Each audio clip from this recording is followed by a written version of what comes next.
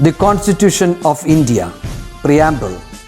We, the people of India, having solemnly resolved to constitute India into a sovereign, socialist, secular, democratic republic and to secure to all its citizens justice, social, economic and political, liberty of thought, expression, belief, faith and worship, equality of status and of opportunity, and to promote among them all fraternity, assuring the dignity of the individual and the unity and integrity of the nation.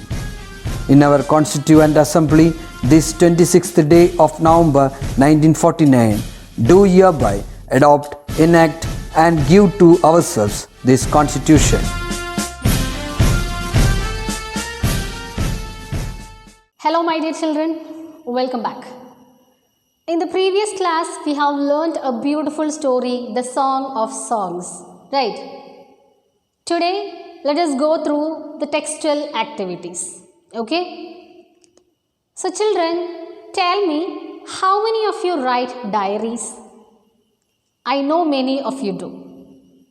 What is a diary writing or a diary entry? Let me tell you. A diary entry is a record of personal thoughts and feelings of a person.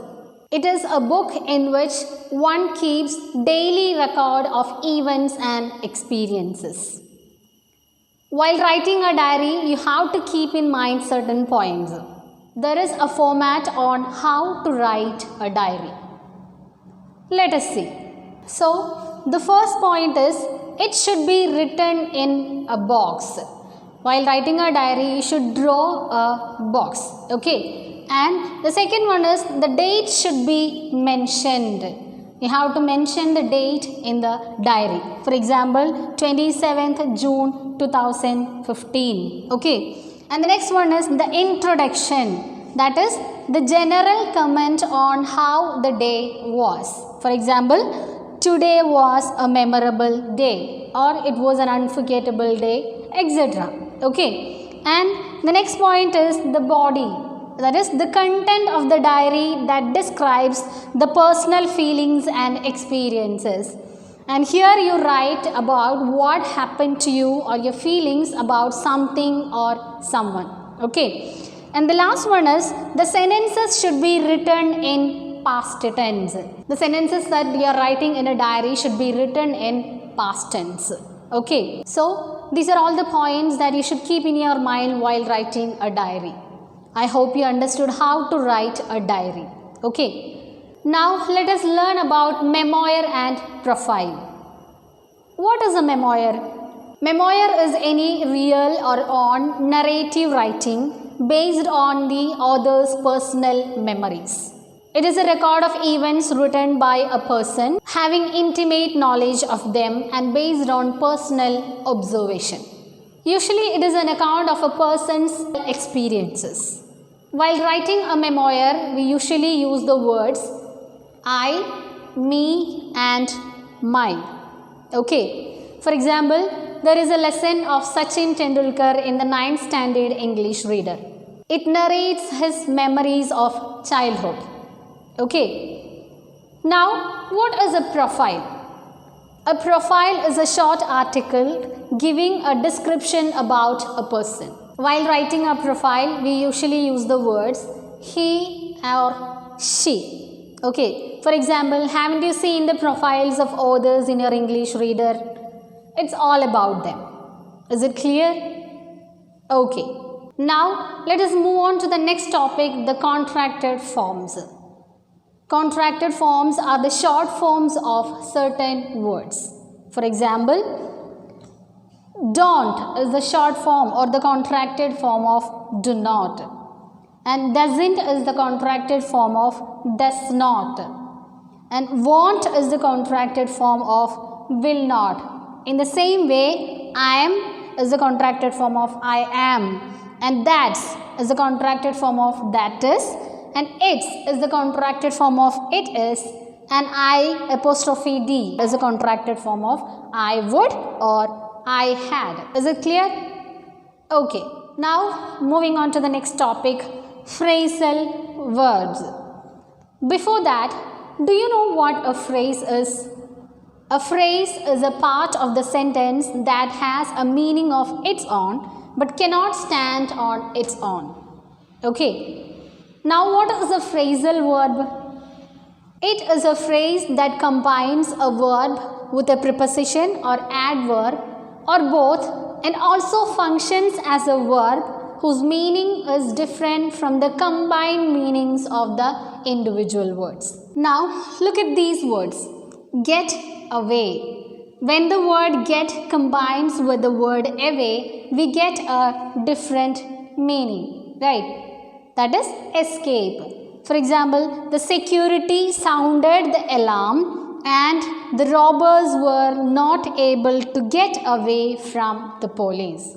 That is, when the security sounded the alarm, the robbers were not able to get away. That is, escape from the police. So, get away means escape. Okay? Let us see a few more examples. Now, look at these examples. Put on, which means wear. For example, she put on the glasses and stared at me. So, put on is a phrasal verb, which means wear. Okay. And came across, which means find by chance. For example, when I was looking for my identity card, I came across your letter. When I was looking for my identity card, I found your letter by chance. So, came across means find by chance.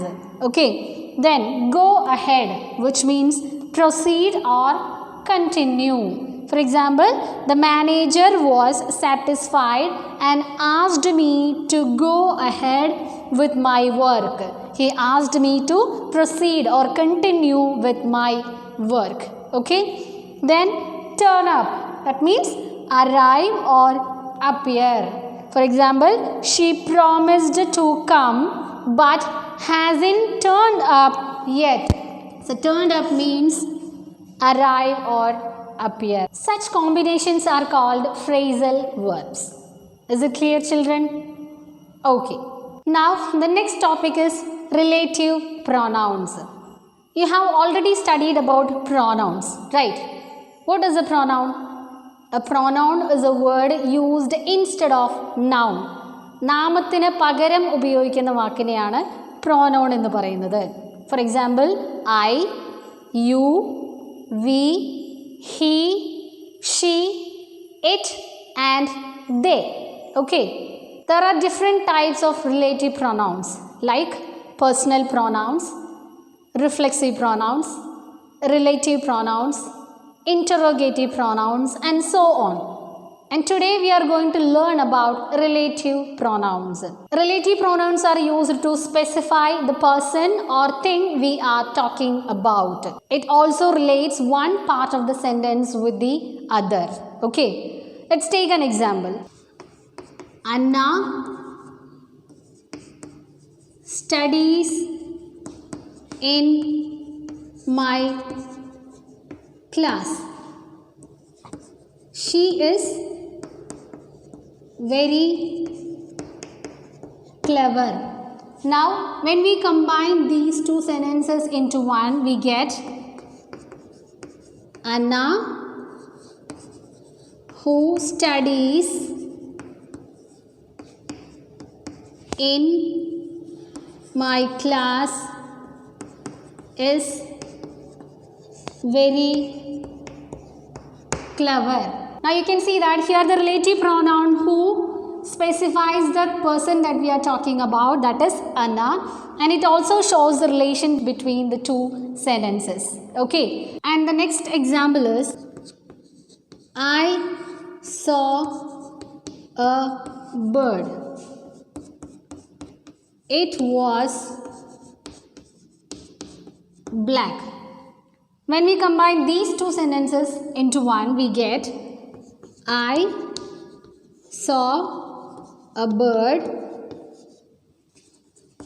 which was black. Here the relative pronoun which specifies the subject that we are talking about, that is the bird, and it also shows a relation between the two sentences. Is it clear, children? You will learn more about relative pronouns in your higher classes. Okay. Now the next topic we have to learn about is the subject-verb agreement. In present tense, if the subject is singular, s or es is added to the verb. For example, she laughs. Here you can see that the subject she is singular. So we added s to the verb laugh. In the same way, he sings. Here also the subject he is singular. So we added s to the verb sing. Okay. Now if the subject is plural, do not add s or es to the verb. For example, they play. Here the subject they is plural, so do not add s or es to the verb. Same way, I dance. Here also I is a subject which is plural, so do not add s or es to the verb. Is it clear? So you have to strictly follow these rules while writing. Okay. Now let us move on to the next topic, conditional sentences. Conditional sentences are also called if clauses. They are used under certain conditions. Conditional sentences has two parts, that is, one is the if clause and the other one is the main clause. If clauses are used under three conditions. The first one is probable condition.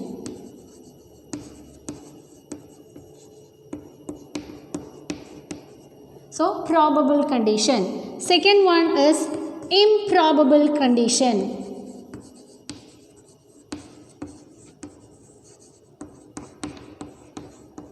And the third one is impossible condition.